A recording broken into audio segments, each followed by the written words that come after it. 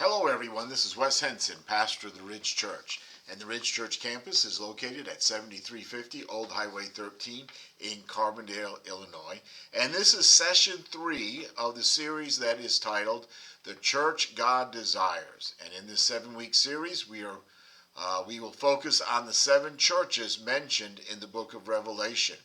And as we apply Jesus' message to the 7 churches to our own church, we present to the world a clear picture of who Jesus is. In session 1, we learned that the church God desires is characterized by love, and the point of the study was ground everything you do in love for Jesus. In session 2, the church God desires is steadfast in difficulties. The point there is that we need not fear because we are rich in God's grace. And in today's session, the church God desires is uncompromising with truth.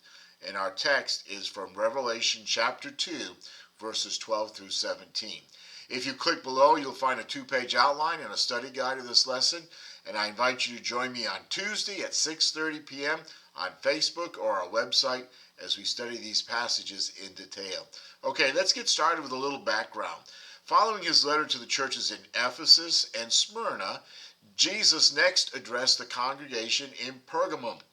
And speaking through the Apostle John, Jesus delivered to the church's angel, that is the pastor, the words that he wanted the believers to hear. So we're going to pick up in Revelation chapter 2, verses 12 and 13.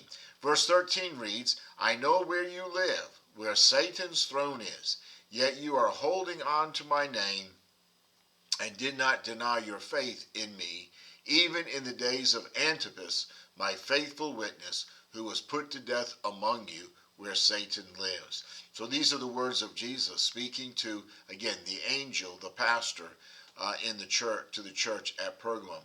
And the truth here is that we are to maintain a bold witness for the name of Christ.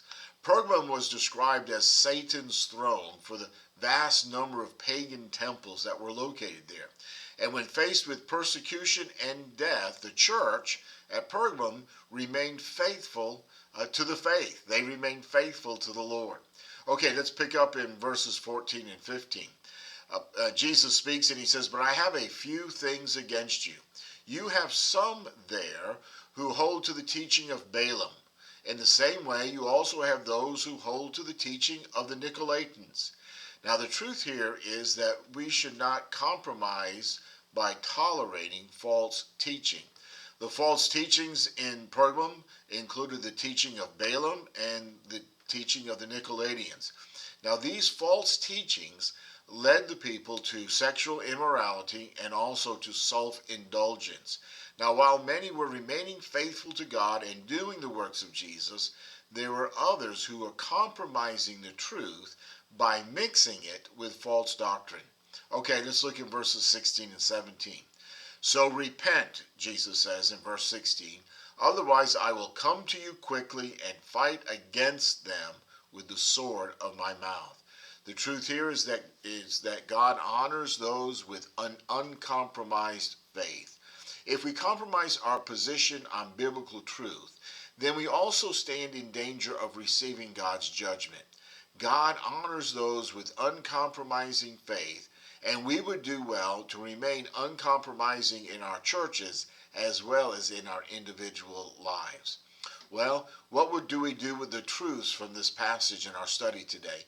Application number 1 is pray. We live in a culture that is full of compromise. Pray, ask God to strengthen you to stand strong in the face of compromise. Application number 2, evaluate. Do a self-assessment to identify any ways that you might have compromised on biblical teaching, and then repent and determine to stand with Jesus. And then one final application, confront. If you know of someone who is stepping into false teaching or compromise, urge them to come back to the truth of Jesus. But remember, as you speak the truth, speak it in love. Ephesians 4:15. All right, let's wrap up our little overview for this week. We are to remain faithful to God and never compromise on biblical truth. Okay, now remember, click below for a 2-page outline and a study guide of this lesson, and then join me on Tuesday at 6:30 on Facebook and our website as we study these passages in detail. All right, see you now.